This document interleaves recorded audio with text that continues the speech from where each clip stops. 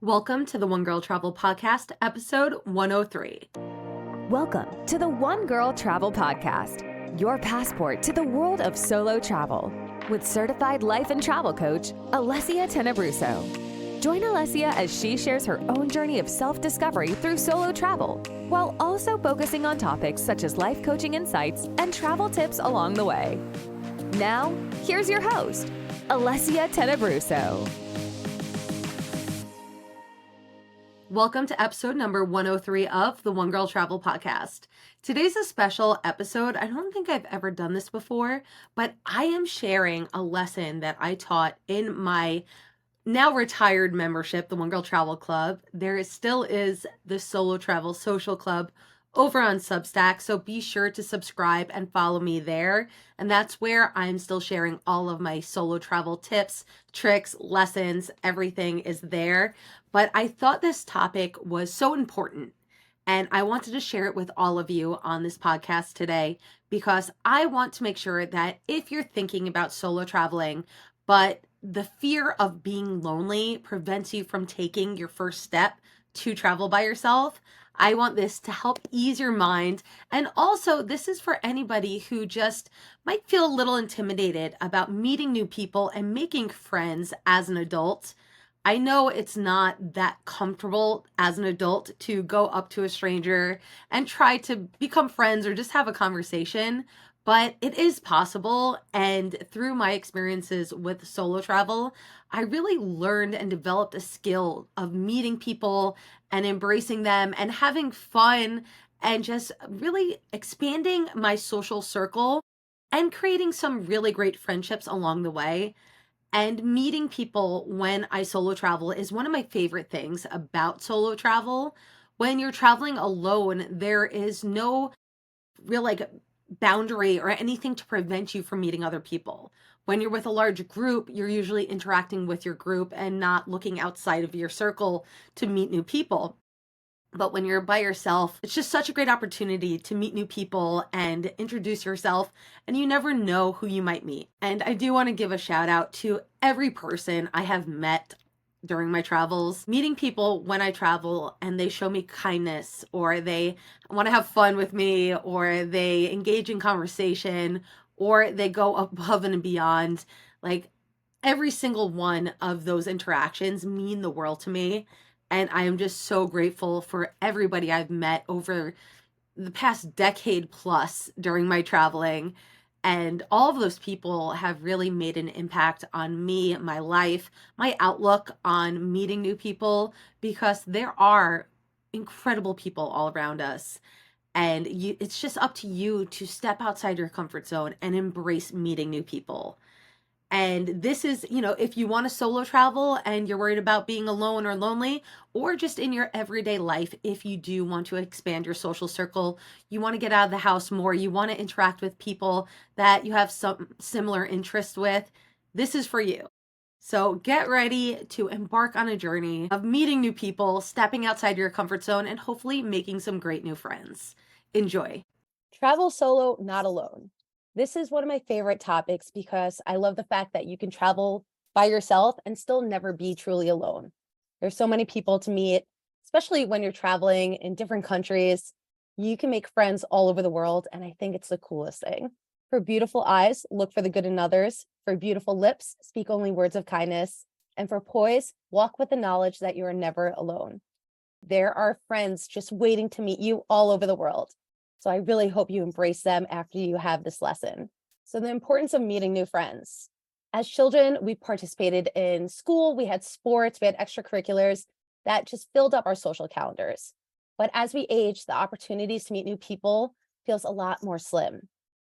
So whether your friends got married and have children, everyone's busy with work, you've had a significant life change, your best friend moved out of state, which happened to me, or you're introverted and uncomfortable putting yourself out there, whatever the reason is, all these examples can leave you questioning your ability to meet new friends as an adult.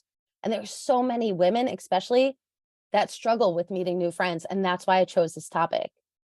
So the benefits of meeting new people: feelings of security. You have less anxiety because you can share your problems with others. Improved mood, decreased stress, common interest, shared experiences, and finding common interests and activities and practicing social skills that can make meeting new people more accessible and develop relationships. So, our excuses are always a thing that get in our way.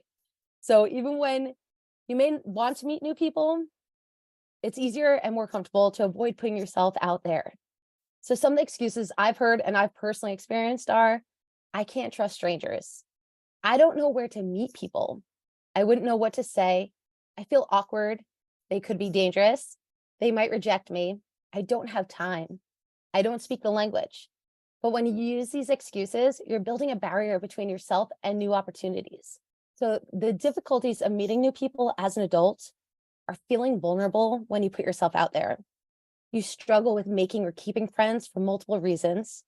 And that might include busy schedule, responsibilities, social anxiety, or being introverted. You may have become more isolated due to the pandemic or working remotely or being a stay-at-home mother.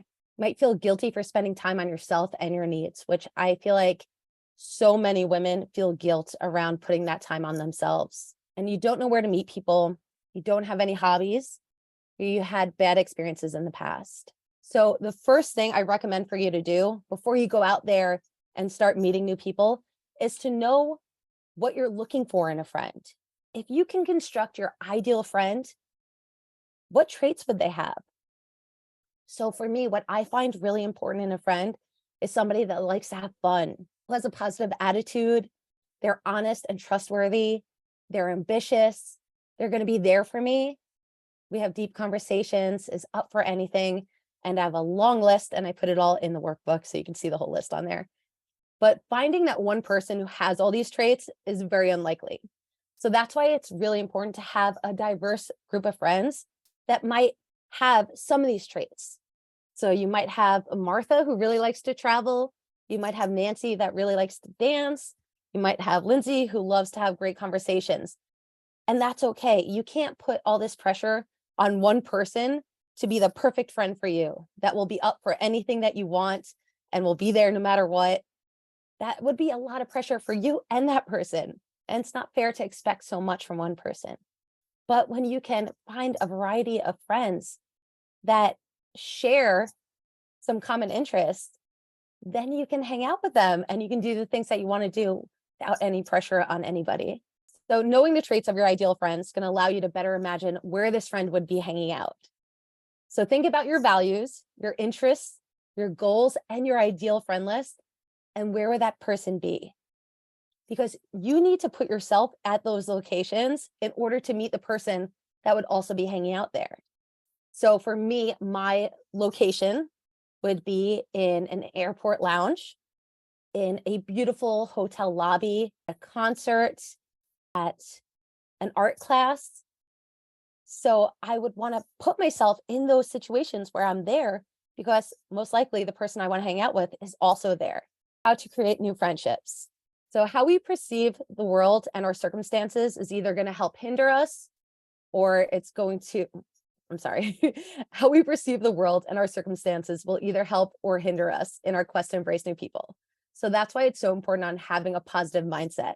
Like we discussed in the coaching portion earlier, it's so important to go into something looking forward to it, not dreading it. Because if you're dreading it, why are you doing it? You're doing it for a reason because you want to meet new people and you want to have new experiences. So go in and have this mindset, even if it's not, an extreme, like I'm going to meet my best friend tonight. At least it's, I'm going to meet somebody new. I'm going to have a conversation, just something that feels better to you and makes you actually look forward to doing it. So stop waiting. If you're waiting around to meet that group of friends to travel with before you take a trip, then it's time to start living that life you desire for yourself now. You get to decide how you react to your circumstances. And I urge you to create that life for yourself now. So if you want to travel, you need to start traveling. You can't wait around for that perfect friend to come along and be like, I want to go on this trip and at this time, and it's all perfect and it works out great, because that's really unlikely. And you also might be waiting a decade or two for that person to come along. Instead, start doing it now. Do the things that you want to do right now and don't wait or depend on anybody else to do it with you. And as you do it, most likely you will find somebody who is sharing that same experience in their lives.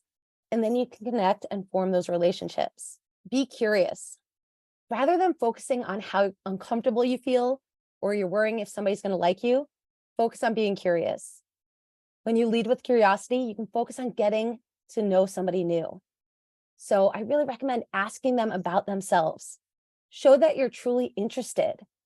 And if you just want to break the ice with somebody, ask them a question or ask their opinion.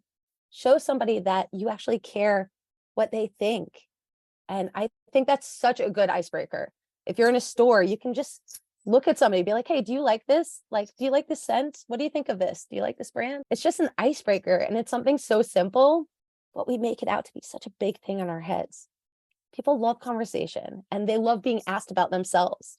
So be curious with others. This is one of my favorites. It's be a yes woman. So just like that movie with Jim Carrey, Yes Man, where he has to say yes to everything that is offered to him, I really want you to be a yes woman, where you're stepping outside of your comfort zone and you're trying things that are new for you, because it's going to allow you to engage with people that you don't know. And you're going to be able to do something that might feel scary or intimidating, but it might lead you to your new best friend. And it's so worth that effort. So I really want you to say yes when you receive an invitation and don't allow your inner voice to talk you out of it. So I know I've personally done that before, where I meet somebody new and they say, hey, let's go out to lunch sometime. I'll be like, yeah. And then the time gets closer and I'll make up an excuse not to go because I was scared. Now I've learned to just show up, because what's the worst that can happen? I have lunch with somebody. That's really not that bad. Even if we don't get along, even if we're not best friends, it's still a nice time and you're meeting somebody new and it's one step closer to your future best friend. So be an initiator. It's don't wait around for a new friend to magically find you. Reach out to people and invite them out. Pay a sincere compliment to somebody with whom you want to talk to. And again, break the ice by asking for their opinions or their help. Most importantly, be yourself. So many of us are programmed to fear rejection. We don't want to go and be rejected because we're putting ourselves out there, but that's part of life. And it's a part of this experience, is putting yourself out there, and not everybody's going to click with you, but you might not click with them also. And it's not a big deal. It's not the end of the world. You should already have a strong enough sense of yourself that you're okay with a friendship not working out. And if you're true with yourself when meeting new people, that's how true friendships are formed. If you're pretending to be somebody that you're not, that's not the right start for a friendship. And this goes for relationships also. Because again, I've personally experienced this, where I tried to be the version of myself that I thought that person would like better. And it wasn't true to who I am. And that relationship obviously didn't work out because I was walking on eggshells the whole time. You have to be who you are and allow people to like you for who you are. And if they don't, that's their loss, and you move on, because there are people out there that are going to love you just as you are. And those are going to be your true friends. Quality over quantity. So having true friends isn't about how many friends you have. It's about how deep those connections are. So yes, it's okay to have a diverse group of friends that have those traits that you discovered earlier on. But don't have it in your head, I need so many friends. I need 20 friends so I can be popular. That's not a thing. You want real friends and real relationships. So don't worry about how many you have. Just focus on building the friendships that you have and strengthening those. So now we're going to move on to how to make friends while solo traveling. So that's a little bit more different because you're by yourself, you're having this amazing experience, and nobody knows you because you're traveling, right? So the first tip is to be approachable. So often we'll find ourselves with our heads down in our phone, our AirPods in, our computers open, our head in the book, whatever it is. And basically that's just a big red flag saying, I don't want to be bothered. Don't talk to me. You have to actually lift your head up, make eye contact with people, smile at people. Being approachable is going to open you up to new people. So watch your body language also.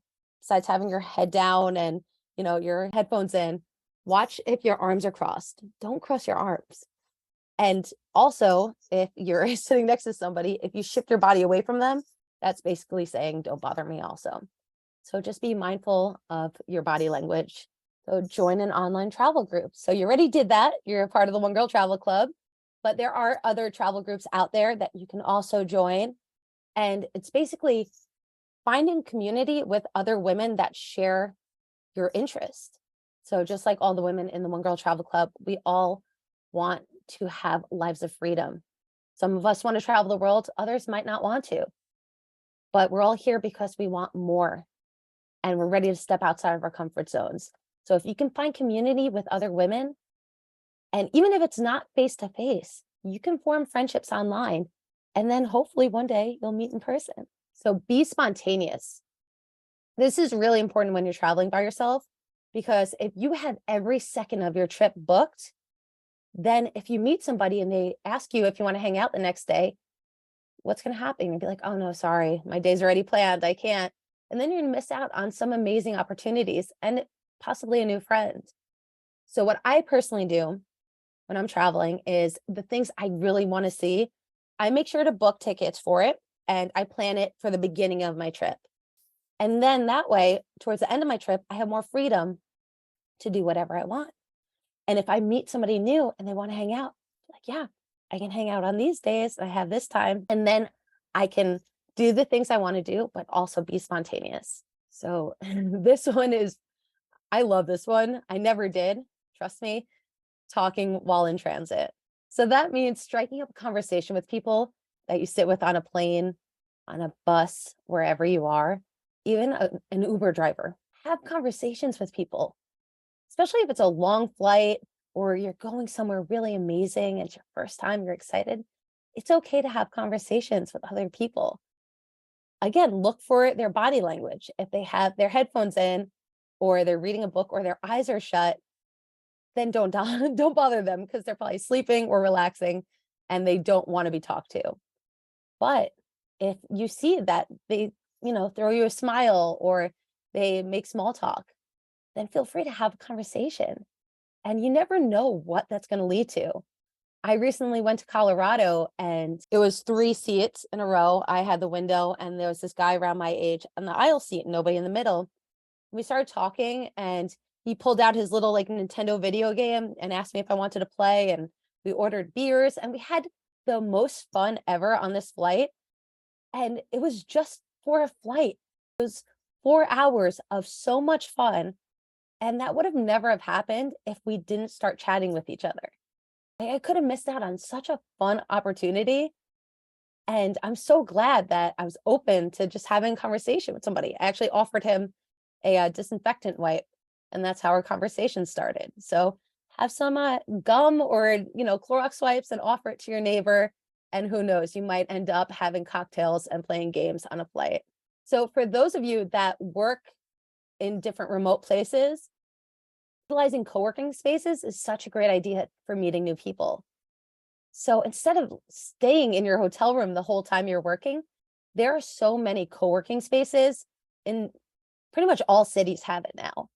So why not go and spend the day at a co-working space and then you can talk to other people because most likely they're digital nomads or they're working remotely and they're going to want to meet new people too. So I think that's such a great way to meet new people. And then, of course, at the end of the day, you can always ask them if they want to go grab some drinks. And then speaking of drinks, finding the local spots to hang out while traveling is really important because most of the time we find ourselves going to the touristy areas. And what are you going to find in touristy areas? You're going to find tourists. But if you want to find some real friendships that are just more relaxed and more, I don't know, if you're meeting somebody that actually lives there, they're going to have more to share with you. You're going to learn more from them. I just think it's more fun to find somebody that is a local to that area to meet. And so that's why ask around and find local spots. It might mean that you have to go off the path of the tourist area, but if you can find somewhere that's filled with locals, I think that would just be such a fun way to meet people that live there and to just expand your social circle. And of course, group tours. I am a big fan of group tours. I have done many group tours. I've done a bus tour around Scotland where I was with the same people for a week straight. Even though I was by myself, I was traveling solo. I was never alone because I was with 30 plus people the entire trip. So if safety is a concern, that's also a great way to travel. But it's also a great way to meet people because, like I said, you're with these people for a week. So that's a great way to be safe, to explore, to not worry about hotels and tours because they handle everything, and to meet new people. But if you don't want to do a big elaborate tour like that, you can do bus tours, food tours, walking tours. There's a tour for everything in pretty much every city, even your city. I bet you there's a tour in your city and you can sign up for it. And then you can meet the people in your tour groups and have conversations with them and ask them, like, what have you liked so far? What things have you experienced so far? Do you want to hang out after this tour is over? It's such an easy way to meet new people, and you're going to be sharing experiences that they're sharing as well. So you'll have something in common already. And then you have take a class. So signing up for a class like cooking, glass blowing, whiskey tasting, art. I've done whiskey tasting in Scotland. I've done cooking classes in France. Went wine tasting in Tuscany. There's always a class that you can take. And again, it's such a great way to meet new people because you're all sharing an experience. And what I said earlier when answering, I believe it was Rebecca's question about finding those deep relationships, I truly believe sharing experiences with other people is the heart of that, because then you have these amazing memories that you're sharing together. And then you just stay in communication with them and build up on that relationship. And this is one of my favorites also. So follow your favorites. And what I mean by that is, if let's say you have a favorite singer or a band and you see that they're playing, and in my case, it was in Paris. Jimmy Buffett, I'm a big Jimmy Buffett fan. He was playing in Paris. It was my first time ever going to Paris. And the first day I arrived, I went directly to the Jimmy Buffett concert. And I immediately met hundreds of new friends because I just immersed myself in this environment where we all had a shared interest. And I met so many people. And because we're all fans of his music, we had that thing in common. And they were all welcoming to me because they saw I was by myself and I didn't know anybody. And I've made such good friends with these people. I still talk to many of them to this day. And just going somewhere where you know that you're going to have a community, it's so helpful to meet new people that way. And then even if you purposely go on a trip for that reason, that's going to allow you to meet people in advance because you can join a meetup group or a Facebook group about that concert or that artist, whoever you're going to see.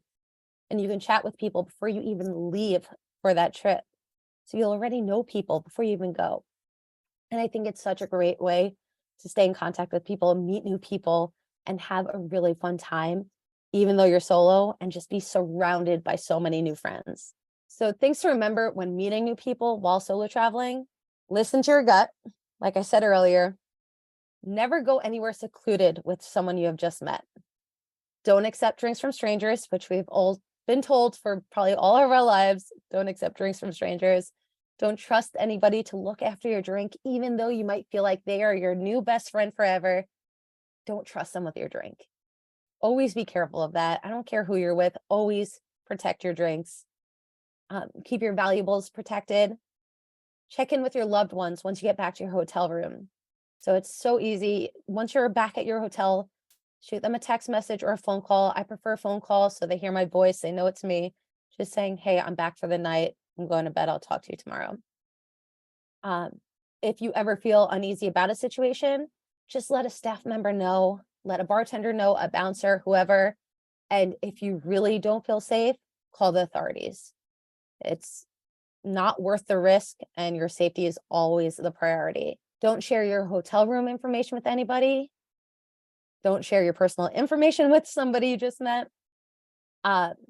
I recommend not getting in somebody's vehicle that you just met.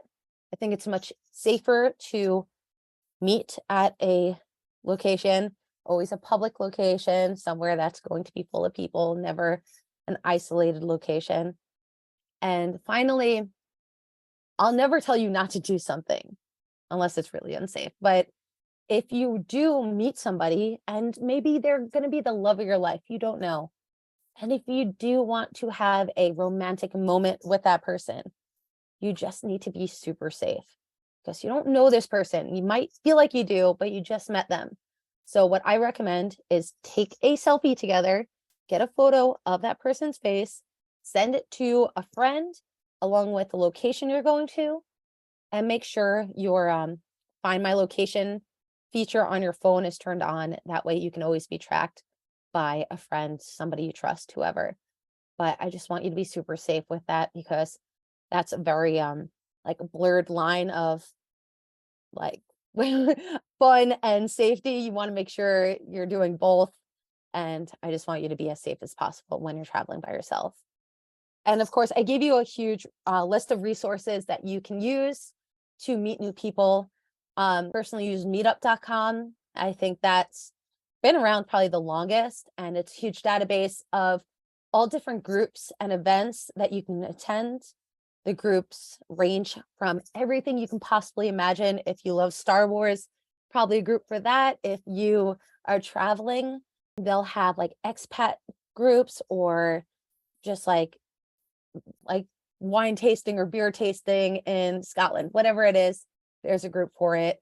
I think it's a great way to meet new people. And then finally, at the end of the workbook, there are questions, and I highly recommend that you complete them because it's going to give you some clarity about what you're looking for and what your current thoughts are about meeting new people.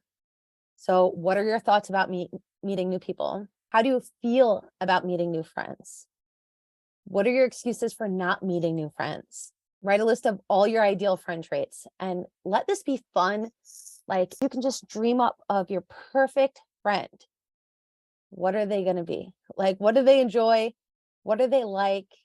You get to choose. And so this is the spot to write it all down. Where are your future friends hanging out? What is your friendship filter? How can you meet new friends? And that's it.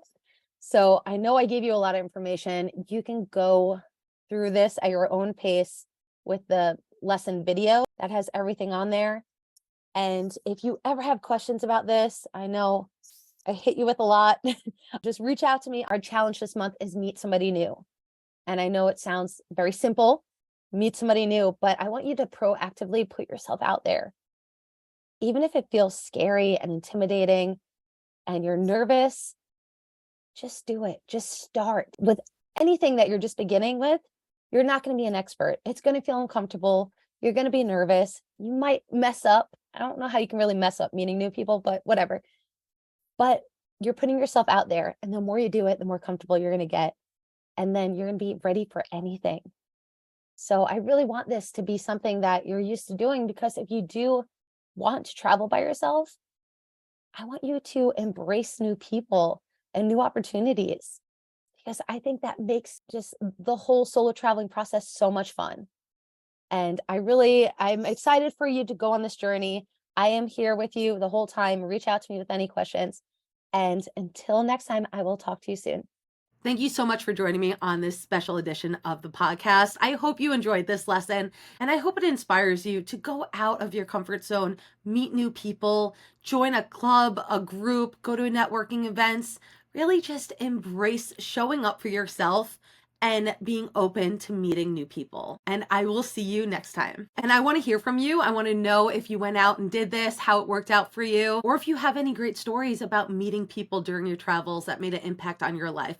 Send it my way. You can write me an email, contact@onegirltravel.com. Send me a DM, whatever you want to do. I am here and I can't wait to hear from you. I hope you have a fabulous day, and I will see you next week. Bye. Thanks so much for tuning in to this episode of the One Girl Travel Podcast. If you're enjoying the show, please feel free to rate, subscribe, and leave a review wherever you listen to your podcasts. You can find out more about your host on our website, onegirltravel.com, or follow her on Instagram, Facebook, Pinterest, and TikTok. Thanks again for tuning in, and we'll catch you in the next episode.